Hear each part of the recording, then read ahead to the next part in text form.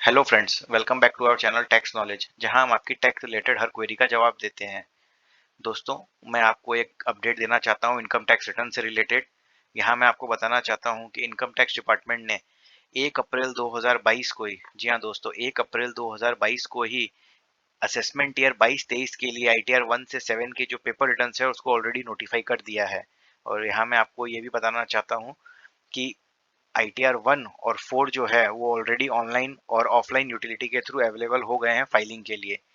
तो मैं आपसे सजेस्ट करूंगा कि आप अपने अकाउंट्स और अपने बुक्स और अपने ट्रांजैक्शंस को प्रिपेयर करना स्टार्ट कर दें, क्योंकि रिटर्न्स जब ऑलरेडी नोटिफाई हो गए हैं तो मैं एक्सपेक्ट नहीं करता हूं कि इस बार रिटर्न की ड्यू डेट्स की टाइम एक्सटेंड होगी। तो आज इस वीडियो में मैं आपको बताऊंगा कि 4 ऐसी चीजें हैं जो आपको ध्यान रखनी है अपने रिटर्न फाइल करने से पहले, ताकि आपका जो रिटर्न सबमिट हो उसमें कोई गलतियां ना हो, और जो रिटर्न आप फाइल कर रहे हैं वो प्रोसेस होके अगर आपका रिफंड है तो वो तुरंत से तुरंत आपके अकाउंट में क्रेडिट हो जाए। तो इससे पहले कि मैं आगे बढ़ूं, मैं आपसे रिक्वेस्ट करूंगा कि आप हमारे चैनल को सब्सक्राइब करें और बेल आइकन को प्रेस करें, ताकि आपको हमारे वीडियोस के रेगुलर अपडेट्स मिलते रहें।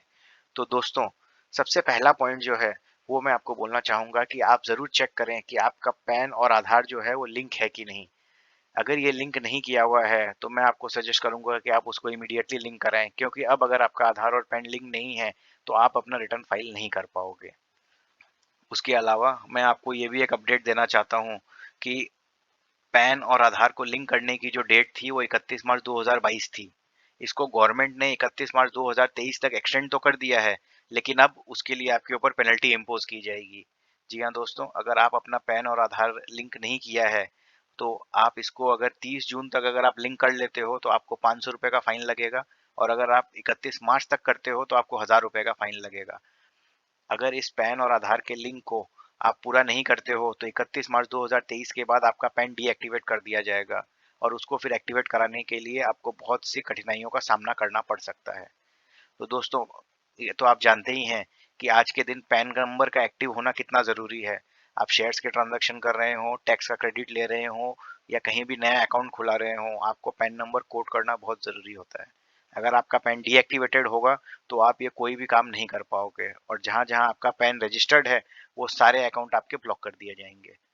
तो अगर आपको लगता है कि आपका पैन और आधार लिंक नहीं हो पा रहा है कोई मिसमैच के कारण, या आपके आधार में हो या आपके पैन में हो, तो मैं आपसे रिक्वेस्ट करूंगा कि आप इमीडिएटली उस मिसमैच को तुरंत ठीक कराएं।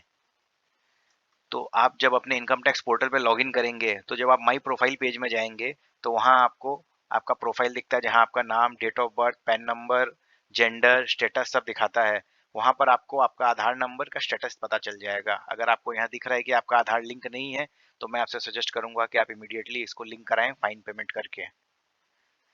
सेकेंड पॉइंट जो आपको ध्यान रखना है कि आपको अपना एनुअल इन्फॉर्मेशन स्टेटमेंट जो है उसको ज़रूर चेक करना है, ताकि आप डिसाइड कर सको कि आपको कौन सा आईटीआर फाइल करना है। अगर आपके एआईएस में सिर्फ सैलरी और इंटरेस्ट इनकम या हाउस प्रॉपर्टी से रिलेटेड अगर कोई इनकम की सिर्फ इन्फॉर्मेशन है तो आपके लिए आईटीआर 1 सबसे सही रिटर्न होगा फाइल करने के लिए। अगर आपके पास सैलरी इनकम के अलावा कुछ शेयर्स की इनकम है, जैसे कि कैपिटल गेन इनकम या डिविडेंड इनकम है, तो आपके लिए सबसे सही रिटर्न रहेगा आईटीआर 2 का रिटर्न। उसी तरह अगर आपके पास सैलरी इनकम के अलावा बिजनेस इनकम है, या आप शेयर्स में स्पेकुलेशन कर रहे हो, या फ्यूचर ऑप्शंस में आपने काम किया है, या आपकी कैपिटल गेन इनकम है, इंटरेस्ट इनकम है, डिविडेंड इनकम, मतलब अगर ये सारी इनकम अगर आप कमा रहे हो तो आपके लिए सबसे सही रिटर्न रहेगा आईटीआर 3 का रिटर्न।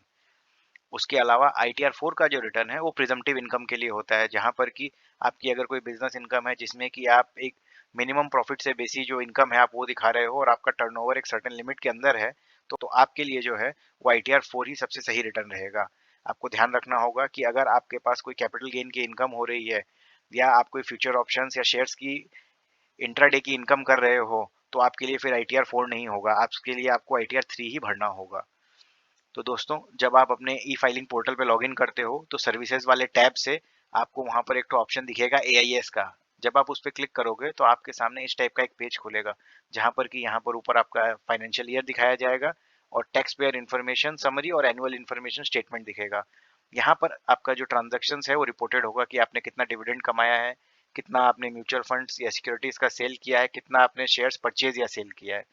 तो यहाँ दोस्तों आपको ध्यान रखना होगा कि यहाँ अगर कोई ऐसे ट्रांजेक्शन है जो रिपोर्ट हो रहे हैं और जो आपने रिटर्न में नहीं लिए हैं, तो उसको जरूर रिटर्न में लीजिएगा, नहीं नहीं तो आपके रिटर्न के मिसमैच की नोटिस आ सकती है आपको। इसके अलावा आपको ये चीज़ ज़रूर चेक करना होगा कि आपका जो AIS है वो 31 मार्च 2022 तक अपडेटेड हो।